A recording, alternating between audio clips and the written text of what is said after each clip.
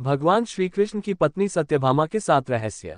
भगवान श्री कृष्ण की 8 ही पत्नियां थीं, यथा रुक्मणी, जाम्बवंती, सत्यभामा, कालिंदी, मित्रबिंदा, सत्या, भद्रा और लक्ष्मणा। आओ जानते हैं सत्यभामा के संबंध में 7 खास बातें। पहला है, एक घटना के कारण हुआ श्रीकृष्ण से विवाह। सत्यभामा अवंतिका, उज्जैन के राजा सत्राजित की पुत्री थी। सत्राजित के पास एक बहुत ही कीमती और चमत्कारिक मणि थी। कहते हैं कि उसमें से स्वर्ण उत्पन्न होता था। एक दिन सत्राजित का भाई प्रसेन उस मणि को धारण कर शिकार के लिए निकल गया। बहुत काल तक नहीं लौटने पर सत्राजित को लगा कि श्री कृष्ण ने उसे मारकर मणि चुरा ली है। जब इसकी चर्चा आम होने लगी तो श्रीकृष्ण को बहुत बुरा लगा कि लोग उन्हें चोर समझ रहे हैं। ऐसे में वे प्रसेन को ढूंढने स्वयं जंगल गए। जंगल में उन्होंने प्रसेन और उसके घोड़े को मरा हुआ पाया। उन्होंने बाद में खोजा तो पता चला कि यह मणि एक रीछ के पास है। वह कोई और नहीं रामभक्त जामवंत थे। उन्होंने उनके साथ युद्ध किया। जब जामवंत हारने लगे तो उन्होंने प्रभु श्रीराम को पुकारा। श्रीकृष्ण को तब राम रूप में प्रकट होना पड़ा। ये देख जामवंत की आंखों से आंसू निकल पड़े। उन्होंने मणि के साथ ही अपनी पुत्री जामवंती को भी श्रीकृष्ण को सौंप दिया। भगवान उस मणि को लेकर वापस आते हैं और जब वो मणि सत्राजित को दी गई तो सत्राजित को बड़ा दुख हुआ, ग्लानि भी हुई, लज्जा भी आई कि मैंने श्रीकृष्ण जी पर नाहक ही हत्या और चोरी का आरोप लगाया। उसने श्रीकृष्ण ने क्षमा मांगी और कहा कि मैं अपनी गलती को मिटाना चाहता हूँ। इसके लिए मेरी पुत्री सत्यभामा को मैं आपको सौंपता हूँ। आप उसे स्वीकार करिए। और उसने कहा यह मणि भी आप रखिए दहेज में। कृष्ण ने कहा यह मणि तो आफत का काम है, ये मैं नहीं रख सकता, यह आप ही रखिए। दूसरा है, सबसे सुंदर। कहते हैं कि सत्यभामा भगवान श्रीकृष्ण की सबसे सुंदर पत्नी थी।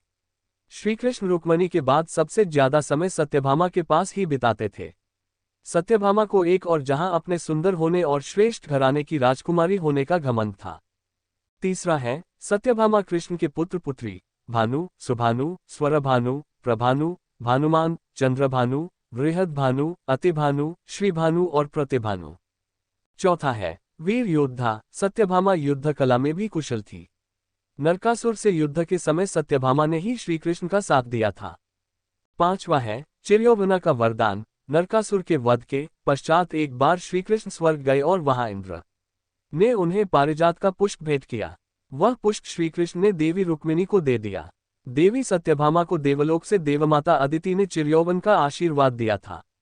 तभी नारद जी आए और सत्यभामा को पारिजात पुष्प के बारे में बताया कि उस पुष्प के प्रभाव से देवी रुक्मिणी भी चिरयौवन हो गई हैं। ये जान सत्यभामा क्रोधित हो गई और श्रीकृष्ण से पारिजात वृक्ष लेने की जिद करने लगी। छठा है, सत्यभामा के पूर्व जन्म की कथा। सत्यभामा ने एक दिन श्रीकृष्ण से पूछ लिया कि मैंने कौन से ऐसे कार्य किए हैं जिसकी वजह से मुझे आपकी पत्नी बनने का अवसर मिला है। मेरे आंगन में कल्पवृक्ष है जिसके बारे में संसारी लोग जानते भी नहीं हैं। इस पर श्रीकृष्ण ने सत्यभामा को कल्पवृक्ष के नीचे ले जाकर उनके पूर्व जन्म की कथा सुनाई। सत्यभामा पहले जन्म में सुधर्मा नाम के ब्राह्मण की कन्या गुणवती थी, जिसका विवाह सुधर्मा ने अपने शिष्य चंद्र से कर दिया था। कालांतर में सुधर्मा अपने दामाद चंद्र के साथ जंगल में गए हुए थे। वहां किसी राक्षस ने दोनों को मार दिया। सूचना मिलने पर गुणवती ने बहुत शोक किया। दरिद्रता के कारण घर का सामान बेचकर पिता पति का अंतिम संस्कार करना पड़ा। उसके बाद जीवन निर्वाह का साधन मिलने पर गुणवती ने स्वयं को भगवान विष्णु के चरणों में समर्पित कर दिया। कार्तिक मास आने पर गुणवती ने नियमपूर्वक व्रत पूजन आरंभ किया।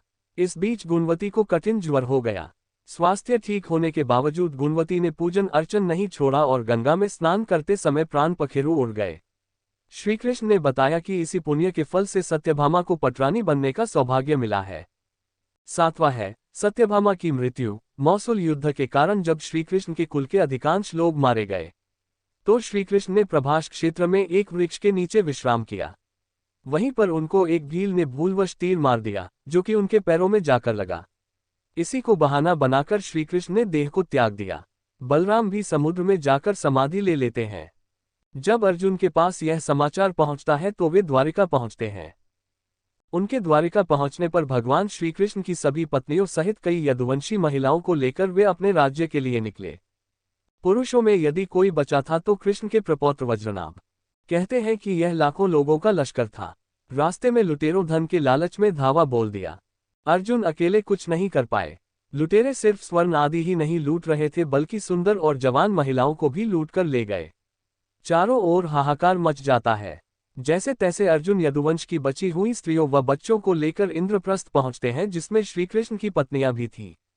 यहां आकर अर्जुन भगवान श्रीकृष्ण के प्रपौत्र वज्र को इंद्रप्रस्थ का राजा बना देते हैं।